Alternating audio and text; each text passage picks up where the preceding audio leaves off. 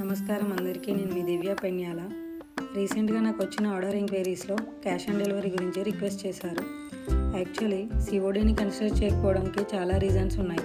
But one main reason orders return అవ్వడం. Genuine కస్టమర్స్కి COD లేకపోవడం ఇన్కన్వీనియన్సే. బట్ ఆర్డర్ రిటర్న్స్ అనేవి షిప్పింగ్ ఛార్జెస్ పైన డబుల్ బర్డెన్. మేము యూజ్ చేసే షిప్పింగ్ పార్ట్నర్స్కి షిప్పింగ్ ఛార్జెస్ ముందుగా పే చేయాలి. సో కస్టమర్ ఆర్డర్ కలెక్ట్ చేయకపోతే ఆ ప్రోడక్ట్ రిటర్న్ మాకు షిప్ చేయడానికి రిటర్న్ షిప్పింగ్ ఛార్జెస్ మా కాస్ట్లో యాడ్ అయిపోతాయి. ఇది కాక వన్స్ ఆర్డర్ కన్ఫర్మ్ అయ్యాక మేము మీకోసం ప్రోడక్ట్ ఫ్రెష్గా ప్రిపేర్ చేస్తాం. ఆ ప్రోడక్ట్ 4 to 5 days ట్రావెల్ అయ్యి మళ్ళీ మా దగ్గరికి రిటర్న్ అయితే fresh product is not fresh anymore.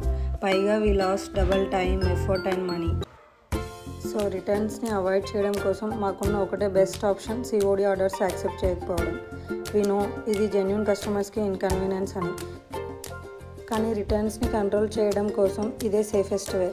కస్టమర్స్కి ఇన్కన్వీనియన్స్ ఉండకుండా మేము 2499 ఆర్ ఎబో ఆర్డర్స్కి పార్షియల్ పేమెంట్ యాక్సెప్ట్ చేస్తున్నాం. అంటే 2499కి మీరు 50% అప్రాక్స్గా 1250 రూపీస్ అడ్వాన్స్ పే చేస్తే చాలు. మేము ఆర్డర్ ప్రిపేర్ చేసి షిప్ చేస్తాం. రిమైనింగ్ పేమెంట్ డెలివరీ టైంలో మీరు కలెక్ట్ చేసుకునేటప్పుడు పే చేయొచ్చు. ఇది కస్టమర్స్కి అండ్ మాకు ఇద్దరికి simple and safe. I hope this helps. COD issue overcome చేయడం కోసం చాలా రీసెర్చ్ చేస్తున్నాం.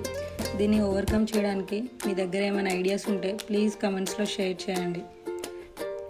అండ్ ఎఫ్ఎన్బి అప్డేట్స్ కోసం follow or subscribe depending on platform you're watching. స్వస్తి, మీ దివ్య పెన్యాల.